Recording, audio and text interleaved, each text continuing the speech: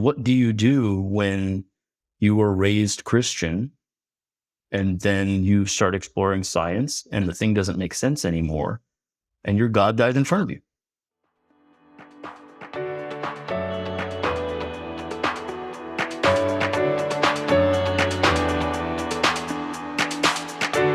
Cool. We are back.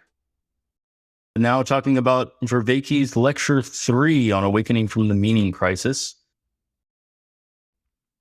I think the format, at least roughly, was good last time. Kind of just run through a bit of a summary, and then we can launch into our disagreements about all the ways we think the other person is incorrect. So, this one, he really gets into the axial revolution, and it primarily seems to be focused on that timeline. So 800 to 300 BCE, after the Bronze Age collapse around 1150 BCE, noting increased experimentation, alphabetic literacy, numeracy, all the things kind of catching up to where we are here. He then also focuses on the idea of mythology as something that we inhabit. So more in the Jungian sense of mythology, not false stories or that sort of thing, but archetypal stories that are symbolically representing our understanding of reality. So he talks about how pre-axially there was the perception of time moving in circles or in cycles and basically looping back on itself and repeating. And the only purpose you could have is to tap into the cycle and reenact the energy of creation, because that was the only energy in the system. Really, the only change that had happened was creation. And then it was just a never-ending cycle. And that the goal, the only dream was to escape the cycle, right? That, ceasing the cycle or escaping the cycle was the only thing you could hope for. Similarly, that people really didn't perceive the gods as being different than men in type, but only in power. And that's why the pharaoh was regarded as a god, is that the only difference is the degree of power. And the only emphasis of wisdom is your ability to sort of gain power. And then through the axial revolution, this concept of time was shattered. And he called that the great disembedding. And we can kind of talk a little bit more about that.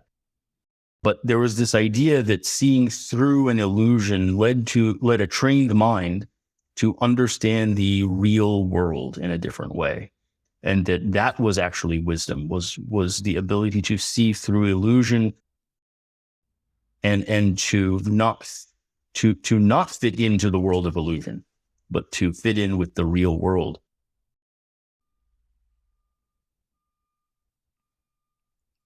Sorry, and then if I can read my own writing here.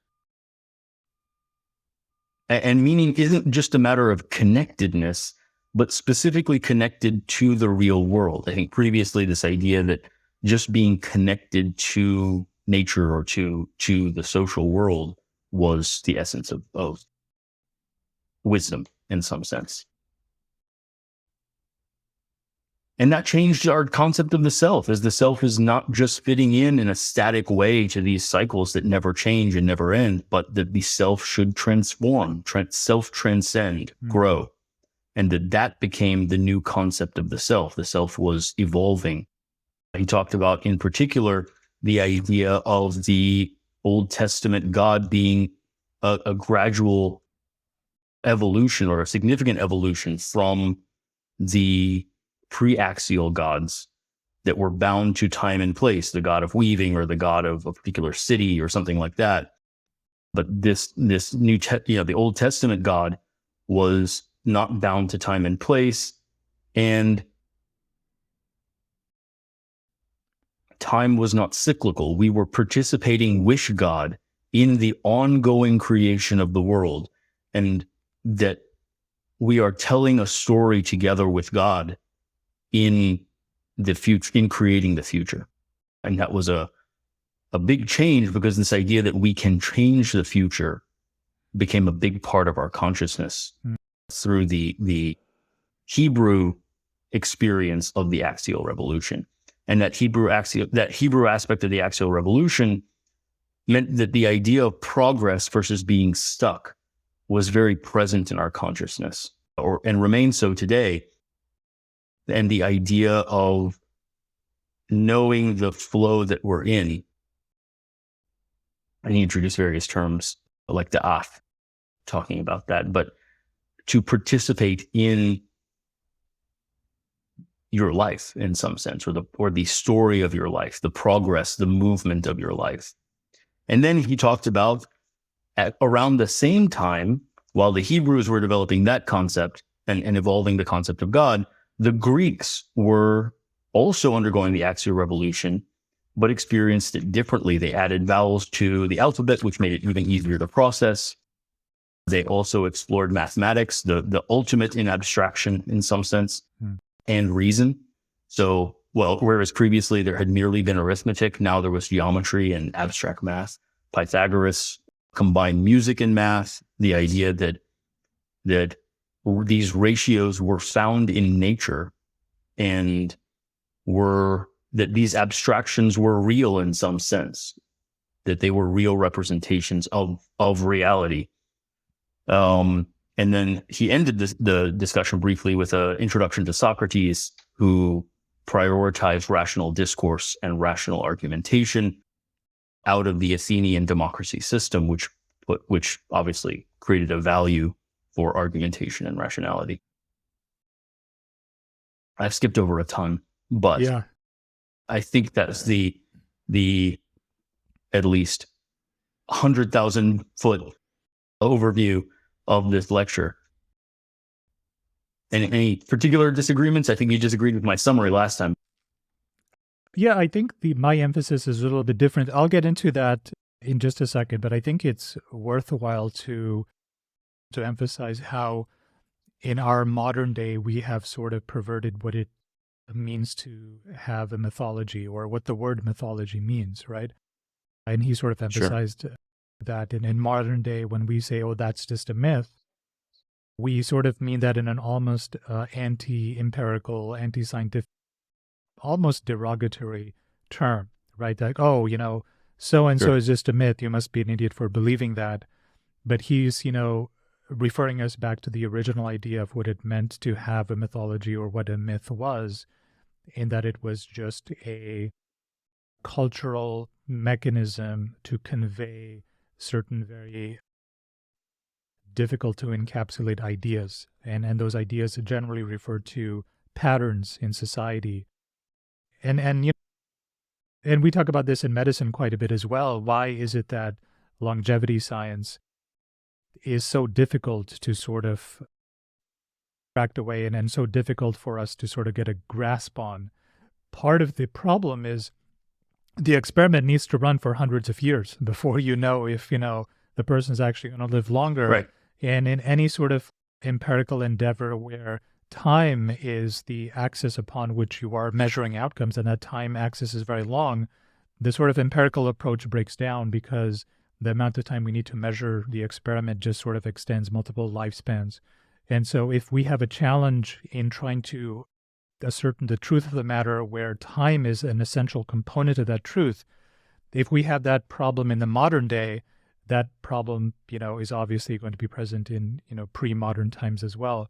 And so the solution that sort of culturally evolved, probably spontaneously, I don't think there was sort of a committee that decided, this is how we're going to do this, is just that, humanity just naturally tended to create mythologies in order to convey certain values and sort of patterns in story form, because stories were a mechanism of transferring information forward in time in a way that was sort of anti-fragile. Like, if the story was compelling, if it talked to deep psychological truths, people would iterate on the story, people would add to the story, they would move the story forward in time. So even though, this is a minor point that he makes, and, I've sort of realized the importance of respecting at least our mythologies, I'm not saying that we should just blindly follow them, but just sort of put the idea forward that mythologies are not just, fictions that, stupid old, people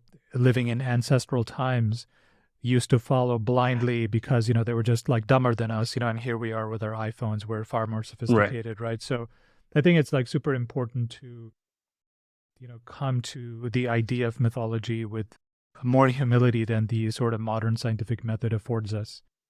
We've sort of discounted the importance of those ideas. And I'm just defining what it really is and what problem it's trying to solve. Yeah. I actually think that's a good point to kind of dive in a little bit on because, people have thought about this. I think, the notion of tradition has fallen out of our modern favor where it was previously very highly regarded, right? You and I grew up in a culture where tradition held a place of honor, whereas in modern Western US culture, it's quite the opposite. Tradition is just vestiges of the past from a more ignorant time. And we deny any idea that those traditions may have been rooted in experimentation over hundreds or thousands of years. And that the tradition is merely the compact packaging of the result of all of those experiments. And it's difficult to unpack because it is implicit knowledge. It's not explicit knowledge. We don't know why the tradition is what it is. We don't know all the experiments that tribes or cultures or cities ran that failed, and then in an evolutionary or socially Darwinist kind of way, they died out because the theory was wrong or didn't fit with humanity very well or didn't work out very well. And so some of our modern innovations where we're discarding these myths of the past may be rerunning an experiment that has already failed. And the tradition was kind of warning like, hey, this doesn't work out, right? Which isn't to say that we shouldn't rerun experiments. It's just to have some respect for the idea that over a long period of time, if a tradition has been pretty consistent or a method of organizing society has been pretty consistent, it may be that is how humans fit best with the universe. And we need to be at least somewhat cognizant that we are making an experiment, we are changing something with the assumption that we know better or that we can do better, which may very well be true, but it would behoove us to respect the idea that this experiment may already have been run many, many times and may have failed many, many times. Jung talks about that idea of myth, and he mentions Jung in that context, that art and storytelling gain their compelling aspect by tapping into the symbols in our unconscious. And that the unconscious speaks in the language of symbols. And he says mythology is a symbolic story, I'm quoting him here, symbolic stories of perennial patterns that are always with us. Great. And that they're, phenomenal definition, right? They're intuitive, implicitly learned patterns repackaged into shareable form as a story. And that's a myth. And that's a phenomenal definition, right? I mean, showing off his intellect there and his ability to capture that. But yeah, absolutely. This idea that Beauty and the Beast, is a myth, right? And the reason it captivates generation after generation. And I mean, you could joke about it, but how similar is one rom-com to the next? How similar is one action movie to the next, right? It's all the same damn story. Joseph Campbell talks about the hero with 1,000 faces, right? And it's just saying, the story of Abraham and the story of Luke Skywalker are basically the same damn story, right? Or Neo in the Matrix. Or Neo in the Matrix, right? But we will watch that story over and over and over again because the symbology accurately represents our cultural understanding of growth, of reaching a crux in life and then having to resolve it and then overcoming and then transcending the self and growing beyond what you were before into a greater awareness, into a more meaningful existence. And because that's our perception of the truth of life, which comes out of this Israeli, the Israelite Old Testament evolution of the gods, we now accept that as a given, whereas in Eastern cultures, even now, or certainly back then in Egyptian cultures, that was not the perception. The perception was that it's just a never-ending cycle of repeating seasons with no purpose or growth or direction, right? And the best you could hope for would be to escape the cycle. Yeah, I had a bit of a difficult time understanding this notion of a cyclical world, right? And so I sort of reformulated the idea in my own head in I guess, in a more empirical manner, right? Because that's sort of my tendency. And this is sort of what I came up with. So I'm going to paraphrase a little bit, but the way I thought about it is that the axial age followed the collapse of the Bronze Age. And one of the hallmarks of the Bronze Age is that, at least in the sort of Mediterranean era, or the Mediterranean landscape, North Africa and the Mediterranean, including Greece, there were empires that had lasted for centuries, right? So the Egyptians lasted for 2,000 years, the Babylonians. Yeah. And if you cast your mind to and you try to put yourself into the shoes of a person who was born in the middle of the, say, Egyptian Empire, Correct. or Babylonian Empire, or Assyrian Empire, or many others, all of which lasted many centuries. There's a handful of empires that lasted for 2 millennia, for example. If you cast yourself back to a person who lived in the middle of that time, you have 10 centuries worth of common history where nothing much changed, right? So, I mean, technology wasn't moving that fast, so technology was not an external disruptor that, forced you to reassess your beliefs like it is, these days. So nothing much changed in the last 10 centuries. Everything was sort of the same. Your elders truly were wiser than you, right? Because they were expert in the world that you had come into. Whereas today you could argue, well, our elders are falling behind because they're not keeping up with, latest advances. And, you're not going to, call your dad to, ask him how you're going to set up a server, right? Or any number of like a million things that the older generation is not as well versed in. But that was not the case back in those days, where the elder really was, in every respect, more skilled and superior in all of the domains that mattered in those times. And not only that, but that person, unbeknownst to them, had another 10 centuries of descendants who would be living in essentially the same milieu. So there was a constancy and stability to the civilizational mindset that is completely missing in today's world. And so if you were born a citizen of Egypt in the middle of the Egyptian Empire, it would be very easy for you to get a sense of place and meaning, purpose, all of those things that we talk about, as being a citizen of an eternal empire. There was no reason at all for you to think that this empire that already lasted a millennia, that stretched back further than anybody's memories could, stretch back, was not going to continue to live forever. There was absolutely no a hint at all that it would not continue to overcome its enemies or challenges. It would not continue to survive famines or epidemics or anything. So there was a hardwired sense of permanency to the milieu that you lived in. And this, is in stark contrast to the modern world, where in the last, I would say maybe 800 years, things, and especially the last few hundred years, things have just, change has been the only constant, as opposed to the ancient Egyptian. So if you were to think about your place in the world, you would very much rooted in the idea that you were a citizen of an eternal empire that was never ending. And, the pharaoh or whoever king it was that was leading you was almost a sort of God-given sort of representative to rule over the empire, right? So there was no reason to look within for a sense of meaning and purpose, because it was you were sort of plugged into the environment as like you are part of this whole, this eternal whole. And you knew that it was eternal because you had a millennia of experience to prove it. So permanence. Yeah, correct. Yeah, permanence and a sense of the divine was deeply rooted in society.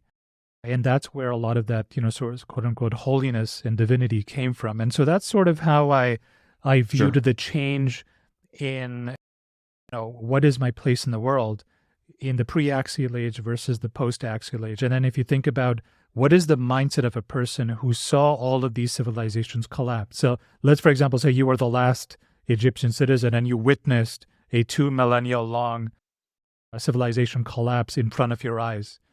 How jarring Sure. would that experience have been on a spiritual, psychological level? You would Yeah. have completely not. I mean, it's as if the God that you worship for 2,000 years just died in front of you, in front of your eyes. Sure. No ambiguity there. Sure. It was a false idol all along, and now we are forced to confront a reimagining of like, what does it mean to have meaning and purpose?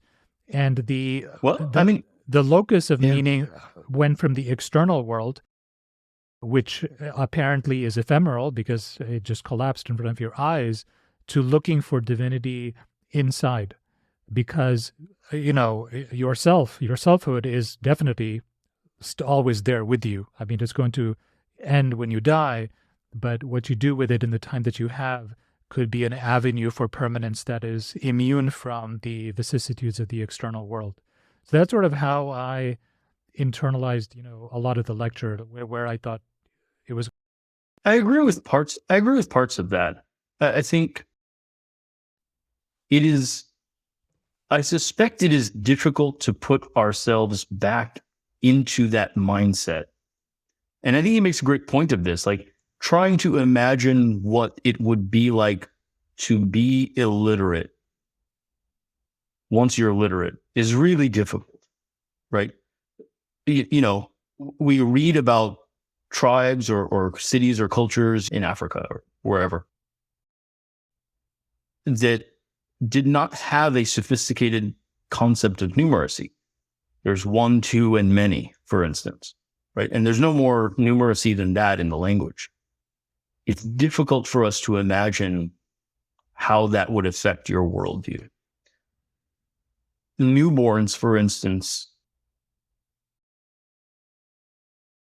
at least to the degree that we can tell, struggle to quite differentiate themselves from the universe. Part of the process of putting things in your mouth is self, not self differentiation, right? If I put it in my mouth and I feel it both in my mouth and in the finger, well, that's mine. If I put the toy in my mouth, well, I don't get that same sensation, so that's other, right? So part of that is, but in trying to imagine not being able to differentiate yourself from the universe and being confused on that point is difficult to quite imagine. And I feel like similarly, we would struggle, though we can try, to put ourselves truly back in that milieu, because exactly what do we have that constant? I think trying to get the timescale correct, imagine the Roman Empire around the time of Jesus, if we were still living in that empire without much change. The government had been continuous. Maybe there had been ups and downs in terms of prosperity, but there really had been no change. How would we view our sense of continuity? Whereas even now you'll hear people talk about, the founding fathers of the US, that's 1/10 of the time, 1/10, right? That's 200 years at best. I think that in that milieu, I think you correctly intuit that maybe you didn't even have, I guess I'm taking maybe a step further even than what you said. I think maybe you didn't even have a complete sense of self. Your sense of self extended out into the community, into your culture in a way that we would have trouble quite imagining today, right? And the best you could hope for was to fit rightly into that culture, to know your place and not get outside of it.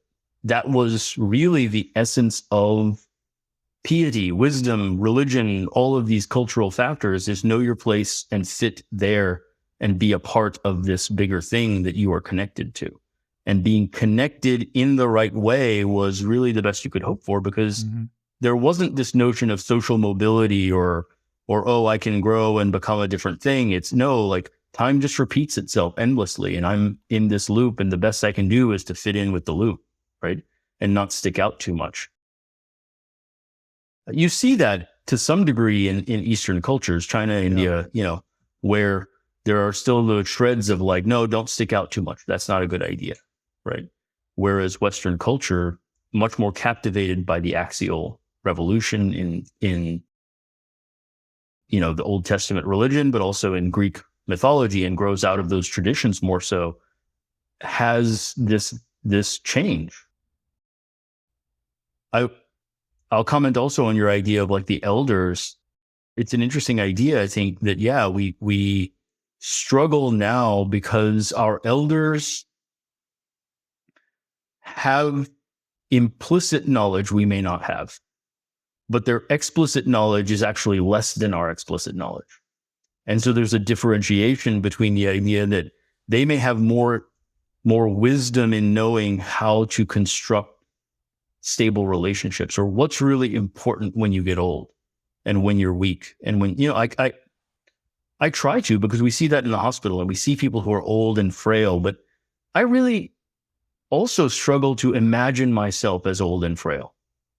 I mean, I can kind of, and maybe when you're sick, or maybe if you throw your back out deadlifting or whatever, you get a slight pretest. But what if that would never end, and you knew it would never end, and you knew that was just sort of your life now? And people who have chronic diseases face that at a much younger age. And this idea, well, what's really important then?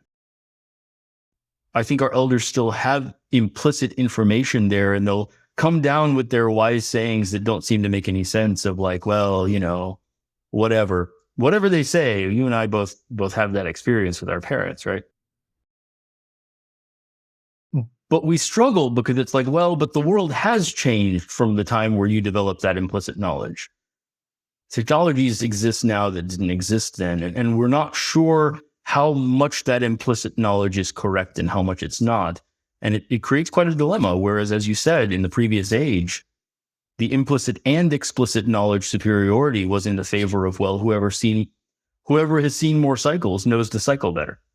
Yeah. So if you were a stonemason, or, you had a craft and your son, or daughter or whatever followed in your craft, then you not only had, wisdom of life in general, but you also had the wisdom of, how do you go about making a living in this society, right? So, and that's really been upended. If once every 50 years you get an order from the pharaoh for a particular piece of masonry, well, your son hasn't made that, but you have. And you are the expert both explicitly and implicitly in all the aspects of the cycle, right? Taleb talks about this, it is a problem is, if you talk about floods, for instance, right? Well, I haven't actually been in a flood, but my friend who was in New Orleans at the time of Katrina has, and both of us before Katrina had not experienced that, but maybe our great grandparents had. And so maybe there's wisdom about how to, or COVID actually is an even better example, is that in, all these ideas of plagues and how to organize your life, how to be morally responsible, don't be in too much debt. Don't owe people too much, have close connections, have family around you, maintain that. All of that starts to matter when there's a catastrophe, right? And so the more prosperous a society is, the less that stuff seems to matter because things are going pretty well. But our great grandparents have experienced more cycles of catastrophe. And so there's a wisdom there, but then also the world is different, and maybe we can compensate for catastrophes differently. And, so it's no longer clear how seriously to take the wisdom of our elders.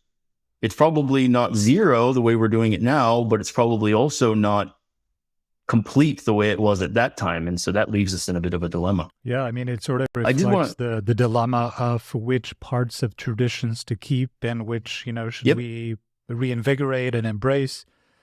And it's unclear, and this is sort of the dilemma of trying to find a spirituality for yourself in the modern age is, what parts of ancient wisdom are still relevant today, right? So if all of these ancient wisdoms are trying to communicate motifs or patterns of living, well, which of these patterns are still relevant to us?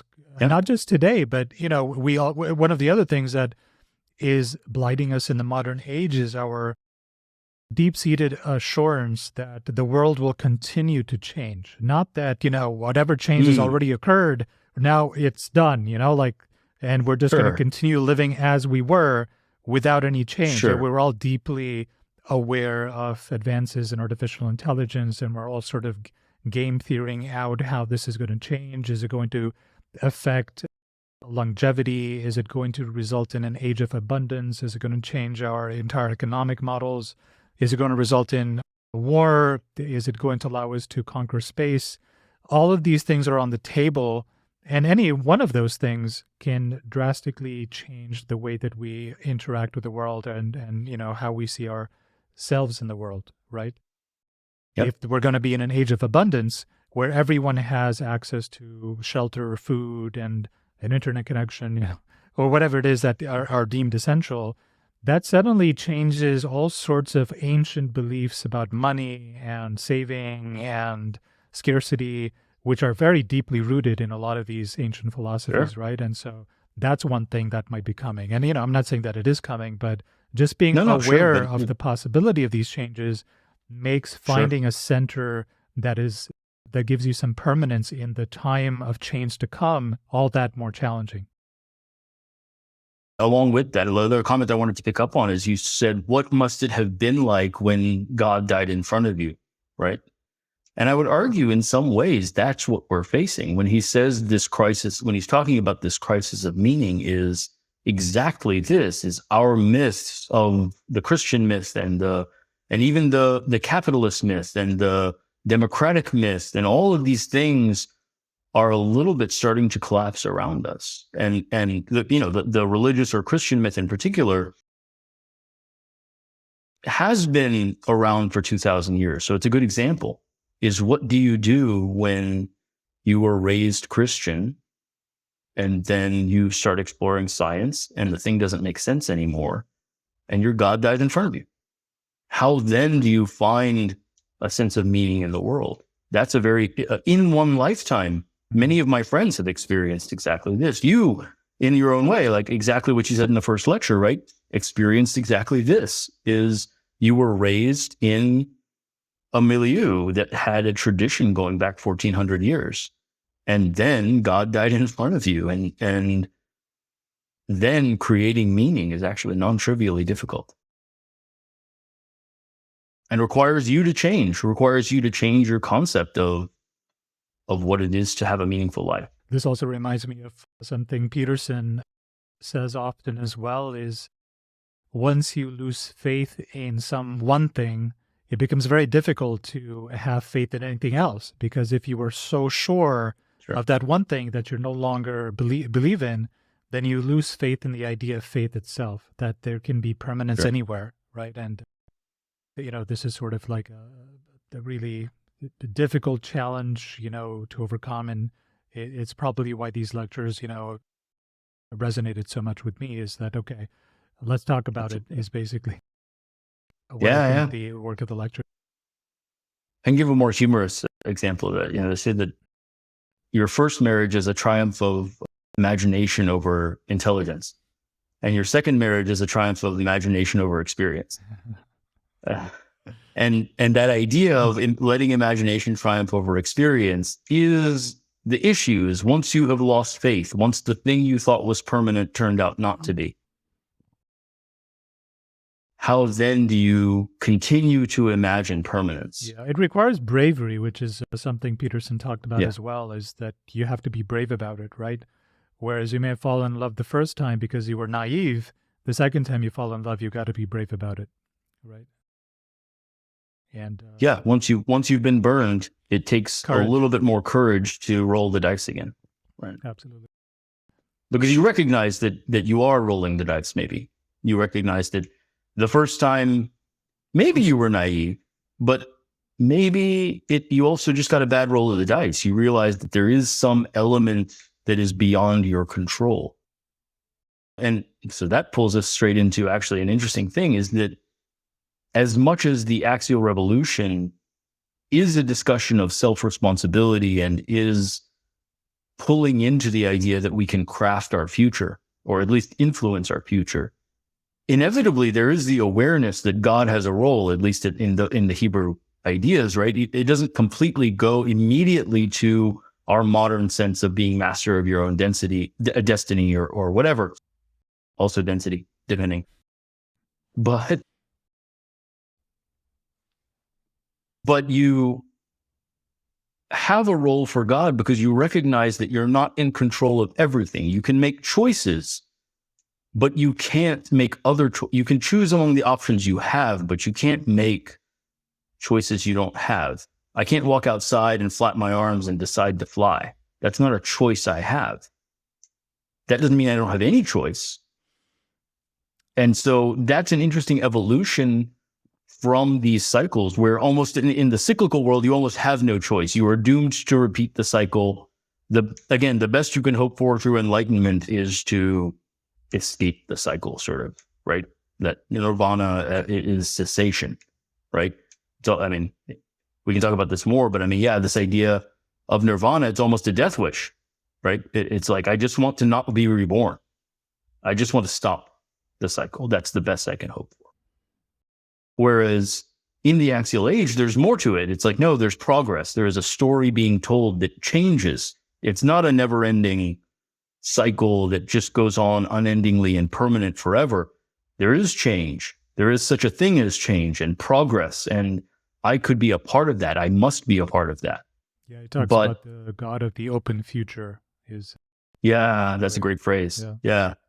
But even then, there is still a God, right? It's not just me. I have something in common with God because we are creating the future together. It's no longer there's the gods that have power and me that does not. Well, as an empirical atheist, I'm very uncomfortable with all this God talk that suddenly crept up. He certainly doesn't talk about it as much as you are. I'm just pointing that out. I guess I'm using the notion of God here as forces beyond our control, maybe. So maybe at the very least, we're talking about the idea in a spiritual sense of accepting. Actually, as I've told you many times before, I love the book, The Spirituality of Imperfection, which is out of the Alcoholics Anonymous literature. And one of the ideas there is that man has a challenging mixedness in his nature. That what is the quote? He is more than the beasts, less than the gods, and yet somehow also both. And that confusing mix creates this dilemma where we have something in common with God, that we are engaging in a participatory way in this ongoing creation of the future. And yet there is this external influence. You want to call it God or whatever you want to call it, but there is this things beyond our control, right? There are the things, or karma even, like, we have these concepts where, is it really an entity or is it just a noticing that, Jordan Peterson talks about this in some sense as well, is he has that cute phrase, or he's talking where he's like, in my therapeutic practice, I've never seen anyone get away with anything ever, right? If you twist the fabric of reality, it's going to snap back at you. And that belief, that faith, that awareness that your moral choices have karmic consequences is a fascinating one, right? Because it says yes, you can lie right now and maybe you get some short-term benefit. But the tradition, the myth, is that the universe snaps back. Is that you pay the price in the end. That's the traditional wisdom that we sort of receive from our elders. And I think Peterson's assertion, and I would agree with that, is that kind of plays out. Coming back to one of the themes of the lecture as well is his discussion on reality, right, or truth, and what it meant to be wise, right? So coming back to sort of my framing of it, where pre-axial age people lived in a sense of permanence, or had the sense of permanence that derived from the cultures in which they lived.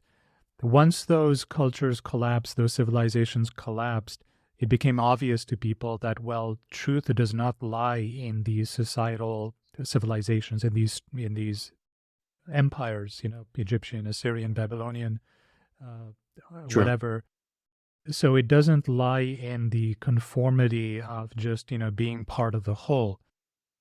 And not only that, but when the collapse occurred, it became also evident to people that if, we have spent the last 2,000 years believing that reality was reflected in the culture or civilization in which we were born, well, that was patently false. And that we are obviously prone to living in illusion all of the time. Because, look at the last 2,000 years in the Egyptian Empire, we were just deluded for 2,000 years. It's sort of the Indian Thanksgiving turkey analogy, right? Where just to quickly go over it, it's you're born a turkey on a farm, and you spend your entire life. This human is just taking great care of you, and you think that, well, humans are basically just here to serve me, and that's what their purpose is because all the evidence points to that. And then the last day of your life, the human comes and cuts your throat off, right?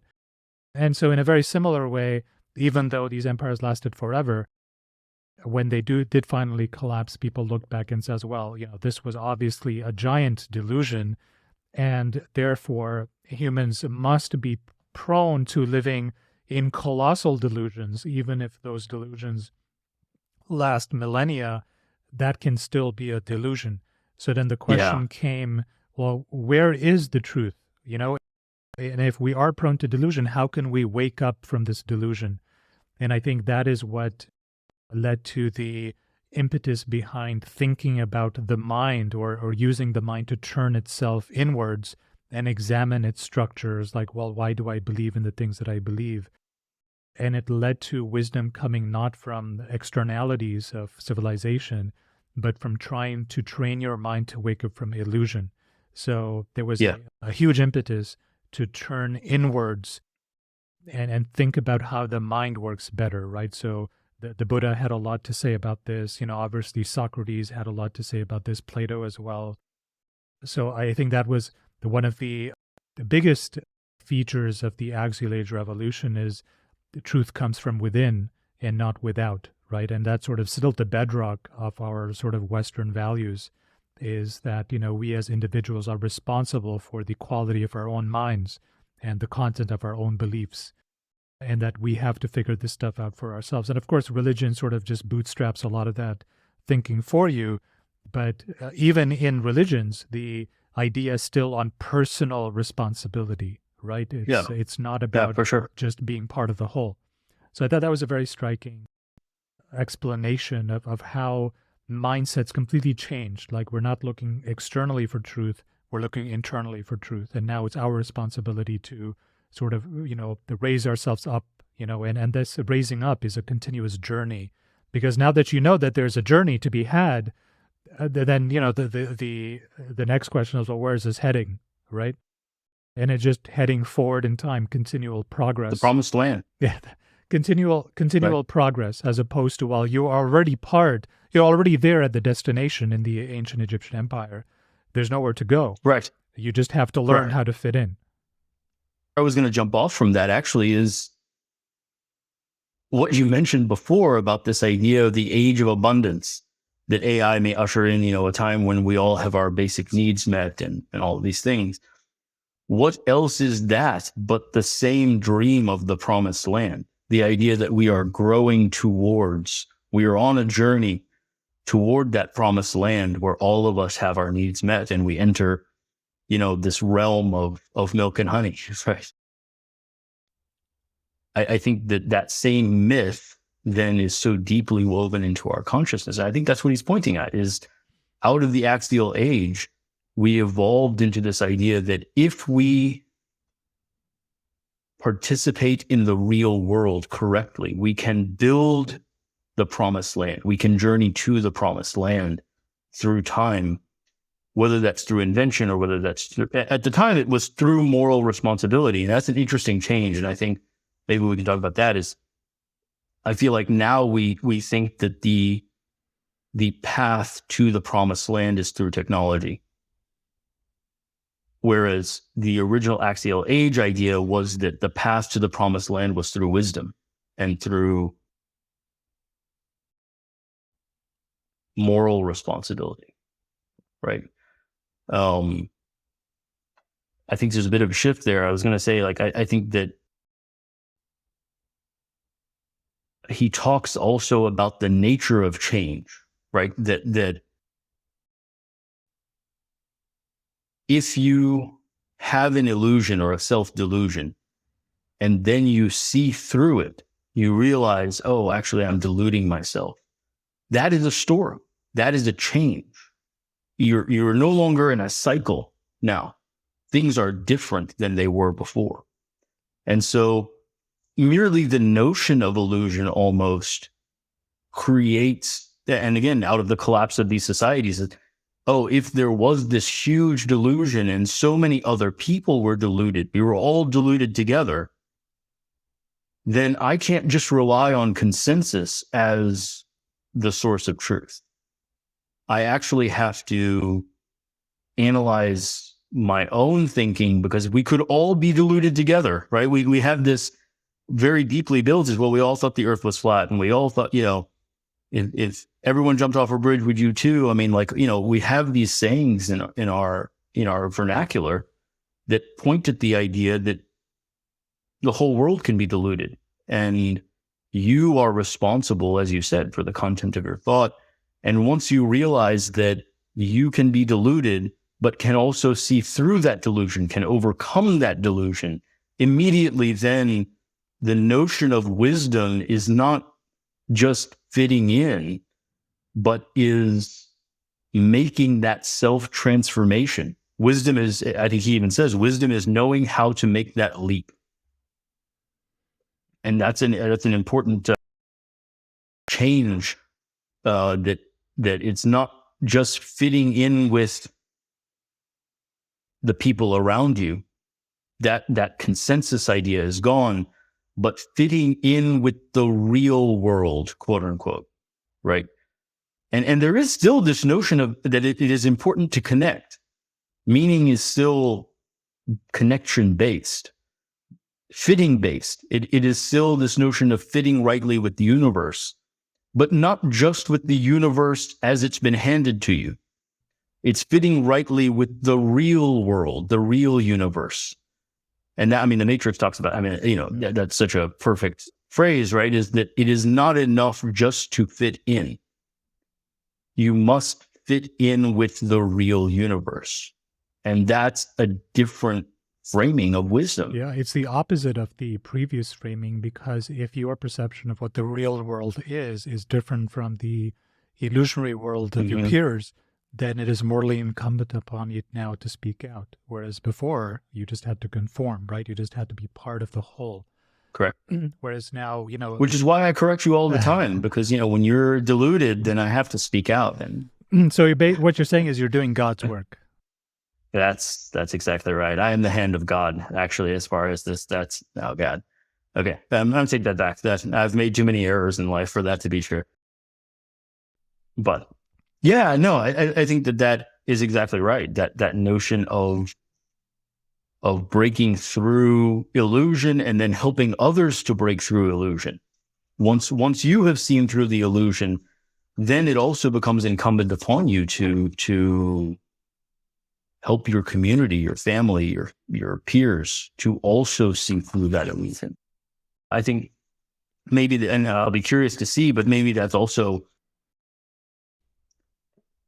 foreshadowing the psychotechnology of rational argument, as he says in Socratic terms. Because if I intuitively have seen through an illusion and achieved wisdom, how can I convince you? How can I show you that you are living in it? Well, rational argument is really the only way of spreading that, other than story. I guess story and myth and tradition, but now all of those things are suspect, right? We've culturally, after the Axial Age, after the collapse of these civilizations, story and tradition are now a little bit less forceful than they were. And so the importance of rational argument, I don't know. I'd be curious to see if that's the way the discussion goes, but I can see at least that there's a huge role there, because great, I make my little shamanic overflight as Pythagoras, right? And I study shamanism and intuitively understand implicitly the notion of numeracy as a reflection in nature, right? Cool. How do I convince anyone else, right? Well, then you need Plato to pull Socrates and Pythagoras together to actually start showing people that there's an illusion there for them to overcome. So yeah, I don't know. Yeah. The post-axial age people, just sort of had a lot to sort of reprocess, right? I mean, you have millennia's worth of quote unquote wisdom that they had to throw out, right? And as soon as the sort of impetus, was turned back to the individual, it's not surprising that, people like the Buddha and Socrates, came around, and they talked a lot about how, Plato and, the Buddha pretty much had the same sort of outlook on the real world, or sort of the world that we perceive as being illusionary, right? And I looked this up. There's no evidence that the two, I think Buddha lived, were they contemporaries? I think the Buddha lived before Plato, actually. But there's no evidence that Plato was aware of anything that Buddha had to say, as far as I'm concerned, right? But it's no coincidence that I'm not aware. they sort of it's no coincidence they sort of converged on the same kind of conclusion, that this world that we perceive is just an illusion, and we need to wake ourselves up from it. Going back to the sort of challenges that we face in the future, we are living in an illusion even now, right? So even our sort of technological know-how, we're all like, okay, what is AI going to do? And what if an age of abundance comes? And these are all the things that we have to sort of incorporate in our lives going forward. And while we're all thinking of these things, a giant meteoroid could come and, crash onto the Earth and basically climactically destroy most of human civilization, much as occurred in the Bronze Age, right? That's exactly the same sort of impetus. The Bronze Age collapsed for unknown reasons. There's theories that it might have been a meteor back then as well, because there was a lot of carnage that we see in the archaeological data. And so we have all this, illusions about, well, how should we form to technology or use technology to achieve our ends? And then a giant meteoroid comes and basically reduces us down to, maybe a few 100,000 people, like everyone else is dead. And then, or nuclear war, or a virus, or a pandemic. Right? Exactly. There's any number of ways. Of those, right? So, and then, once that happens, all of these concerns we had about AI might do this, and how that all goes out the window, right? We're forced to come up with new ways of new operating systems that sort of pull us forward. And it sort of harkens to the idea of humanity comes up with the kind of spirituality that fits the times, right? And because the times in a modern day are changing so rapidly, we're having trouble catching up, right? Yeah. Like maybe you go back 80 years, right? There was still a lot of meaning and purpose to be had amongst people in religion, traditional religions, in family, right? Even though the world had changed so much, right?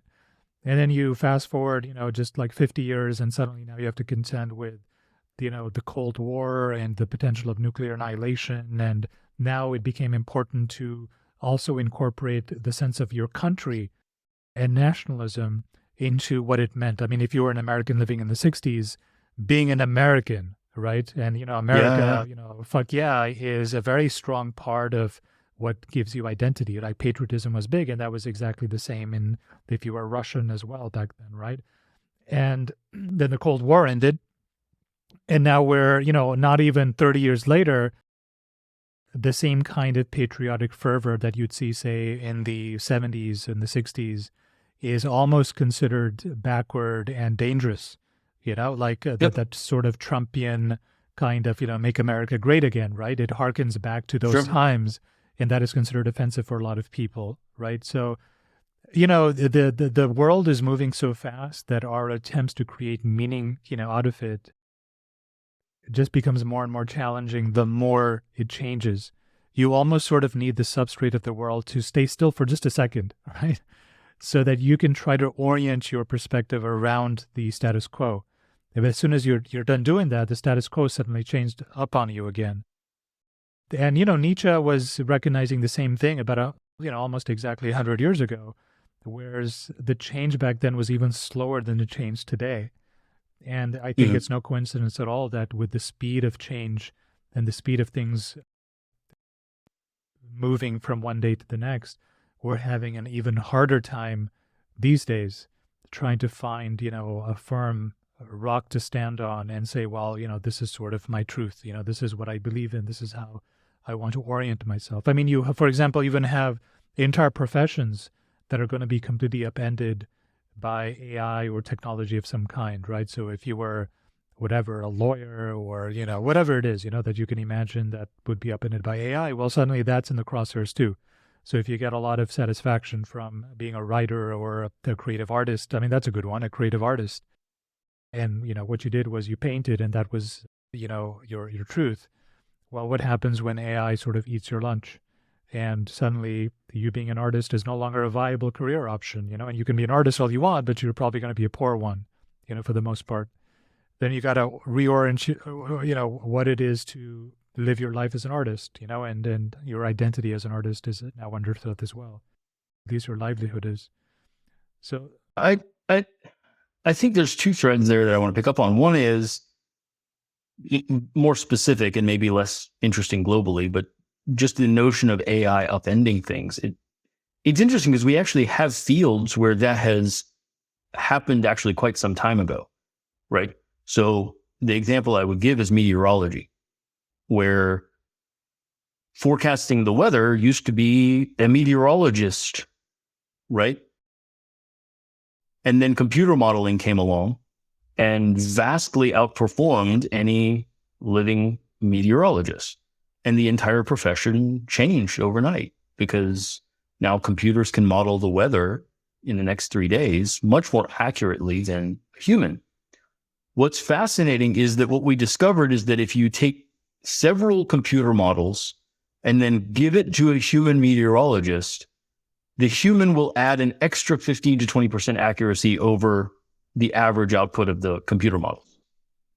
And I suspect that with AI in general, we're going to see something similar where even if you're an artist, the process of creating art will start computer, and then the artist's job will merely be refinement and will add an extra 20% of emotional impact or whatever it is, right? Same for writing. So I don't know that they're going away so much as same for a physician actually, right? Is that like, a lot of our job is menial data gathering, reading notes and CTs and whatever else. Large sections of that, I think, will be taken over by AI, where it's like, well, we're going to give you all the data and a list of the 10 most probable differential diagnoses. But a physician's experience, knowledge, illness script matching, the je ne sais quoi of the whole thing will add an extra 20% accuracy. I think we saw that with Go actually recently. I don't know if you saw that article I sent you, right? Where AlphaGo beat the best player in the world. And then it was actually a relatively amateur player, used an AI to analyze AlphaGo and was able to beat it by exploiting a weakness, right? And so the human was able to add on to the output of a different machine learning model to defeat the AI. And so this combination of computer and human intelligence seems to add extra above and beyond what the computer is able to do by itself. So that's the more narrow point.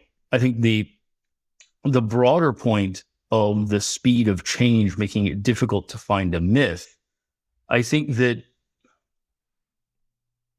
the challenge there is that the myths have to hit at a lower level. And what I mean by that is humans are still human. We still care about connection, intimacy, growth, progress, development, expression. The core fundamentals actually aren't changing that fast. We just have to get in better touch with them instead of nationalism on some level is merely an expression of our desire for community, our desire for belonging. And so no, that particular expression is failing or failed in many ways, but it is nonetheless a true representation of how we could fit rightly with the universe. And we have to take a step down into the substrate of our reality and get to the real.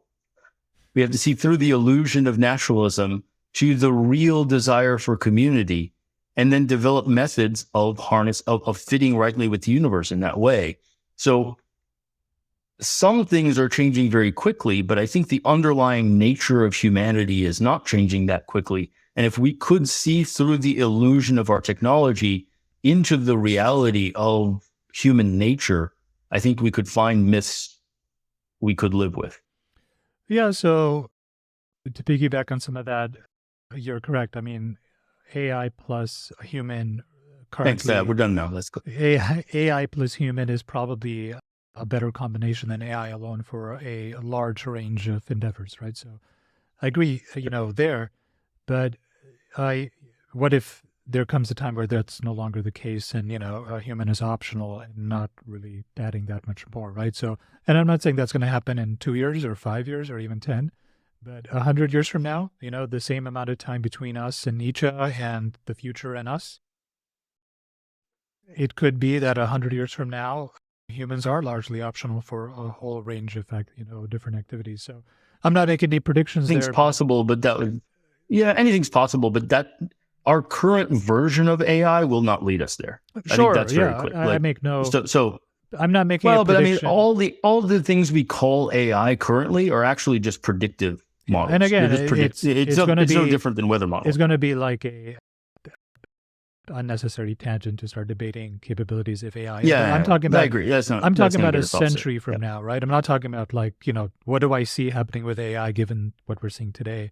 A century from now, right? Given the current pace of progress, we could have a fundamentally different sort of AI that could upend a whole lot. The only reason I bring it up is I'm just pointing out that the disruptive challenges that we have to conform to are only getting faster and faster, right? And it might not be AI. It may be some sort of biological engineering. I mean, let's pick another example. What if in the next 100 years, human longevity is doubled, right? So I'm not even saying we're going to be immortal. But, and conversations about longevity science, I think, get mired down to you either believe we're going to be immortal or not, right? Whereas another, perhaps more likely and interesting way to think about it is, okay, I don't believe that we're going to be mortal, but it's within the realm of possibility that our useful life expectancy, and I'm not talking about, where the last 20 years of your life is just spent in a wheelchair and, diapers, but, you're actually climbing mountains and you're, running outdoors. What if you're doing all of those at the age of 130, right? And that's not, I think, outside the realm of science, right? So in the next, say, 100 years. I disagree with you. In the next 100 years. I'm talking about the next 100 years. So even then. So if you grant me, just for the sake of argument, that might be possible, that we may end up having productive lifespans that last that long, that one thing alone will completely upend what it means to upend the sort of life cycle of a family. Yeah, whereas totally. Today, you're 40, 50, 30, whatever it is, you have a kid, you raise the kid, they go to college or, whatever the version of college is in the future, and then they go on to have their own families, and at some point in time where your grandchildren are growing up, you die, right? And, you're not going to see great-grandchildren. You're not going to have great-grandchildren that are 50 years old, right?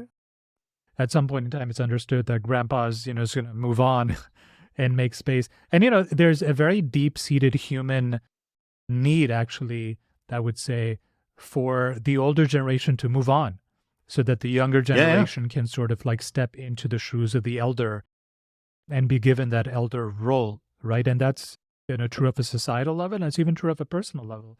There was a very interesting article that I read that sort of reinforced this idea where Queen Elizabeth, who died just a couple of years ago, her own mother, I don't know if you remember this, but her own mother died at the age of 103. Okay.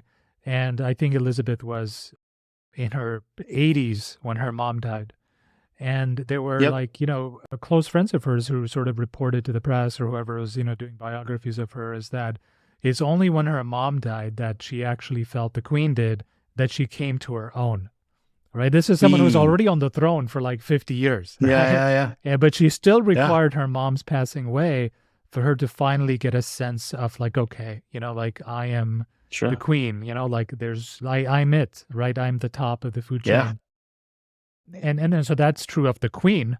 And that's also true of individuals, right? I think that anyone Totally. whose parents pass away and they are, that they're all gone, the older generation is gone, I think there's a phase shift that occurs in their head. I mean, you and I can it relate to this both personally, and I'll give you a mythological example as well.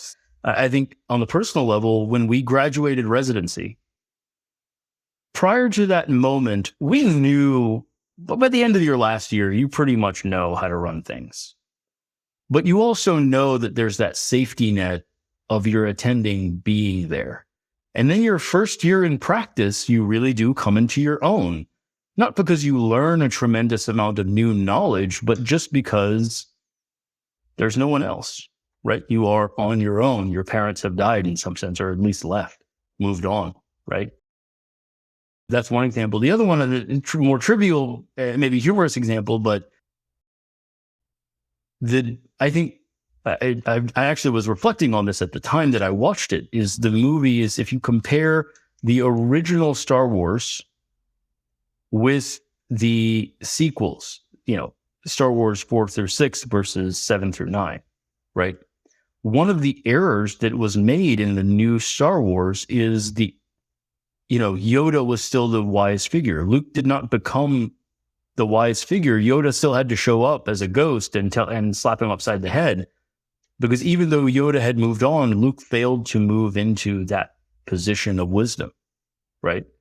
And so that failure, we did not see the story we wanted. That the elders move on and then we come to fill their shoes in a new way, right? What we saw is the elders move on and then things collapse and we give up and don't actually figure things out, right? And we still need them to come back and tell us what to do, right? I think that story on a symbolic level then failed. And I think that's part of the backlash against it is the symbology of the story. And I think we see that with so many of the new attempts to tell, we see this with Disney movies that were like, no, I still like The Little Mermaid and Aladdin and The Lion King better than the new ones, because the new one's symbology is not human. It's not that deep human nature symbology. And we recognize on some level that the allegory is maybe right for our time, but is not timeless. The story of Pinocchio and The Lion King is a timeless story, Beauty and the Beast, right? Whereas Frozen may be a good story for the time, but it is not a timeless story. Yeah, that's phrasing it. Yeah. So, yeah, I mean, so there's that, right? The idea that if you are, 150 years old and robust, what is your relationship then to your family at that point, right? At some point in time, when are your kids going to get sick of you? Like, hey, Dad, it's been a century already. You're still around. Yeah. How is that going to affect the next generation? And then how does that affect the generation's sense, the younger generation's sense of self, their own sense of agency when they feel like they still have to run things by an elder, or at least that the notion that there's an elder still around that might have some sort of judgment on the direction that they're moving in their lives.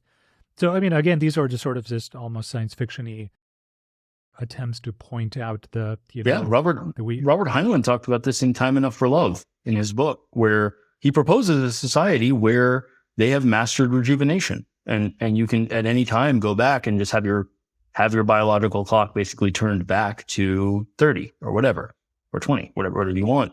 And, the primary modes of death in the entire planetary system he proposes was accident, homicide, and the decision not to undergo rejuvenation, right?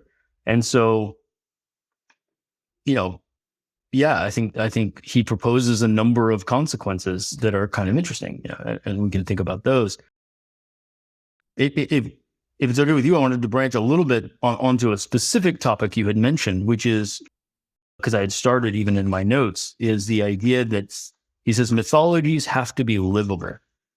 And so he's like, don't tell me what you believe, tell me what you can live with. And that goes back to the discussion we had in the very our first podcast discussion on free will and the mythology that is, and then reflects back into his concept of the great re-embedding that we're undergoing. Is he is foreshadowing the meaning crisis by saying that we're destroying this notion of progress. We're destroying this notion of moral responsibility by saying that we have no free will, that things are just a cycle, right? It is, maybe it's one big cycle, but it's all just a big playing itself out. You don't have power. You don't have agency. You don't have control. Really does re-embed you in the world in direct contrast to this entire process. And it's a mythology that is not livable. You end up in a place where your symbol of progress is just science, but you've ended up in a place you can't live with. You get the smoldering nihilism that I talked about. Yeah, exactly right. Yeah. You're like, well, yeah, I don't have agency, so why bother? Why get out of bed this morning? Right? Yeah. So it's the free will is the one leap of faith you have to take. You have to just blinkers on. You have to say no. But that's the mythology, right? The mythology that we do have agency, I think, is the core of, and that's what I was going to get to, is that I think that is the core of this axial revolution, or what came out of it, at least, right? Is before there were cycles, you don't have agency. All you can do is fit in. You are beholden to the power structure as it exists, as it has existed as far back as you have memory, or any of your elders have memory, right? And nothing really has changed, and nothing really will change, and you have no ability to change the future, right? Then agency comes in, and there is this seismic shift in our mythological structure. And I think a lot of what we're seeing almost is a resplitting. It's almost like there are, and I wonder about this, to what degree are we as humans, do we almost replicate the history of humanity? We're born, as humans have always been born, as a part of a family with a connection to mother, milk, food, need for whatever, right? But then we start learning language. That was new at one time. We start learning literacy. That was new at one time. We start learning numeracy, reason. All of these things we start to pull in from our culture. And at some point, we pull in the notion of agency.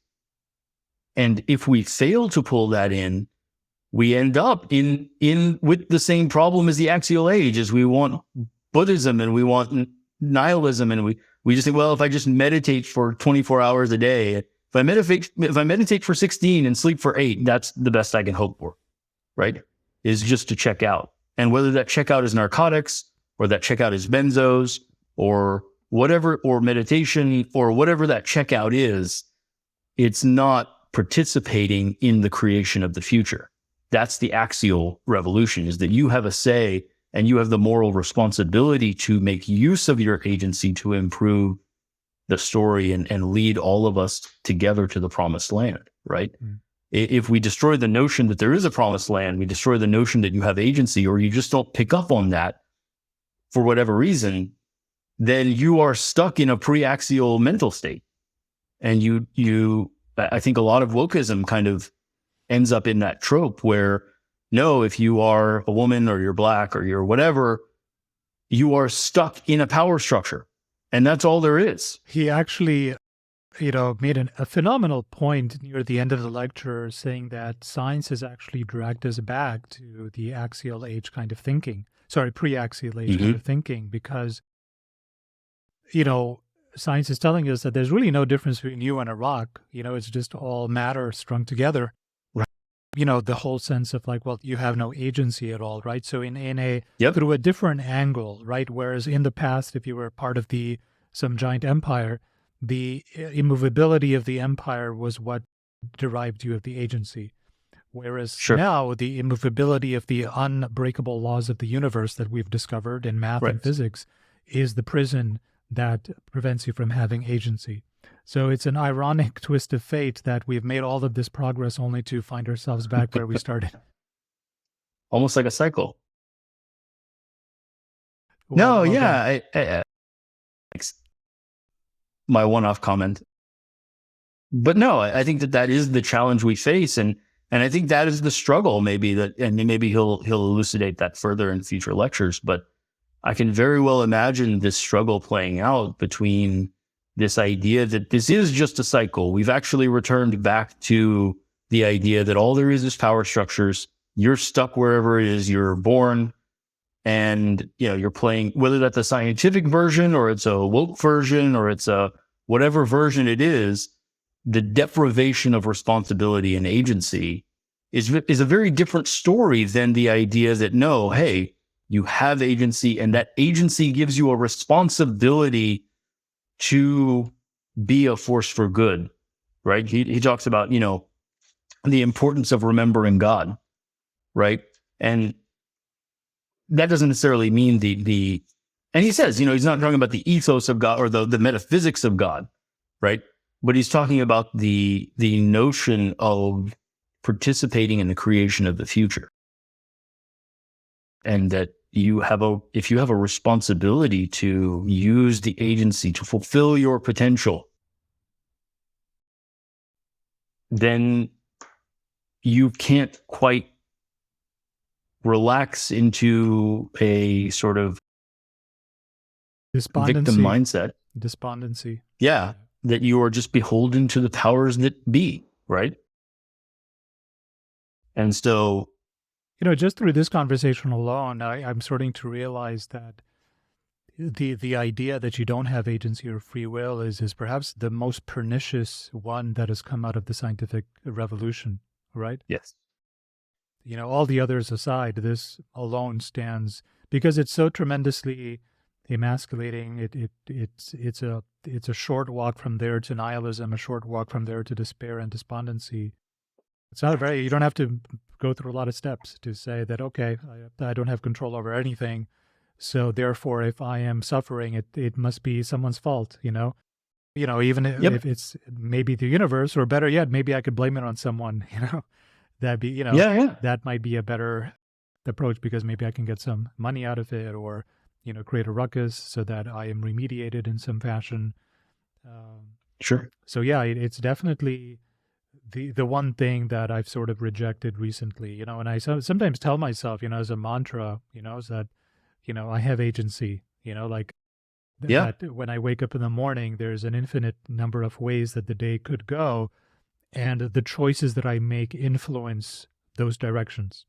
And that sort of, I sort of internalize it as much as I can because it's very dangerous to go around believing that you don't have agency. I think that's the worst sort of... Phenomenally dangerous. Yeah, it's the worst sort of... To yourself more than anyone. I mean, dangerous society, you can whatever. But but the it most makes thing is yourself. A weak person, and a weak person makes for a weak society, a fragile society, right? And so it's that Peterson sort of idea that, a strong society is built from strong individuals, right?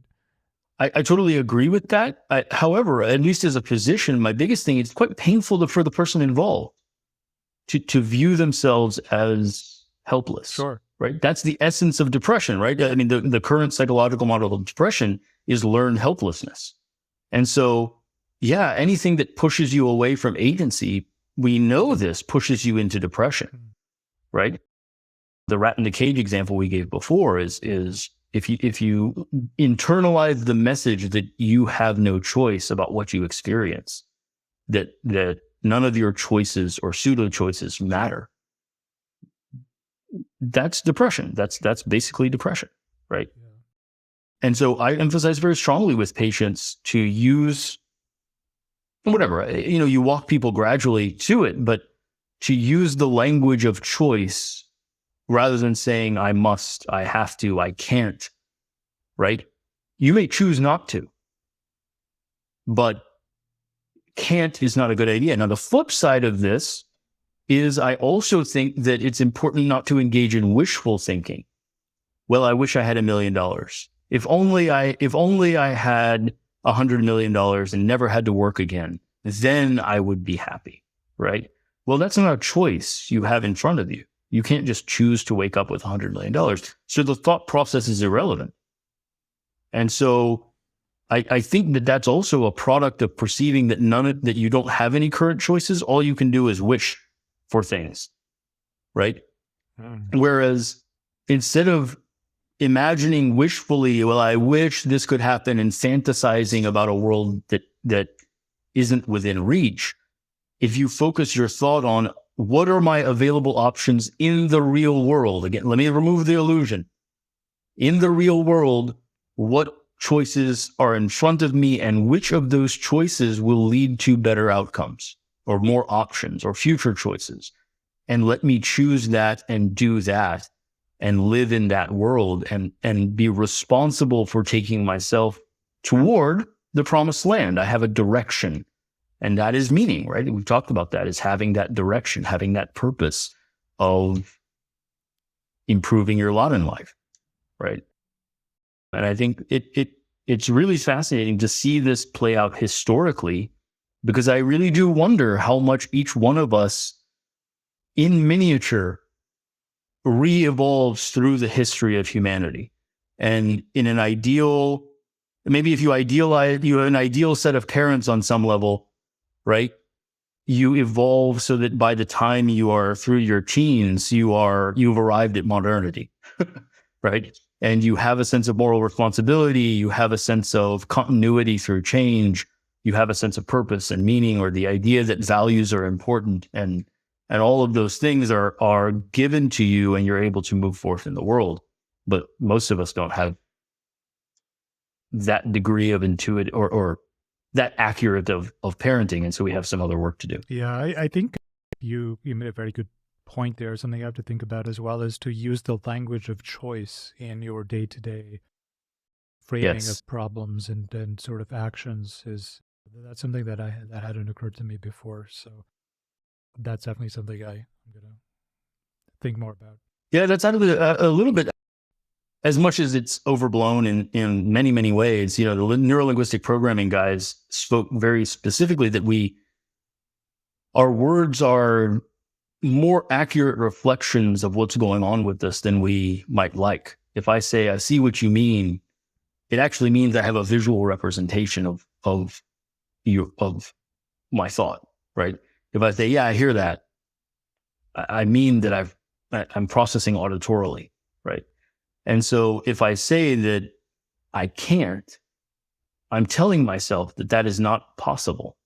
And we internalize those messages. Whereas if I say, that is not the best choice for me, that will not lead in the direction that I want to go, that's very different, right? Or I don't want to experience that. You know, I mean, I talk about that, you know, Jassim, you know, always says like, well, you could just go sprint, you know, whatever. I'm like, I don't want to experience that.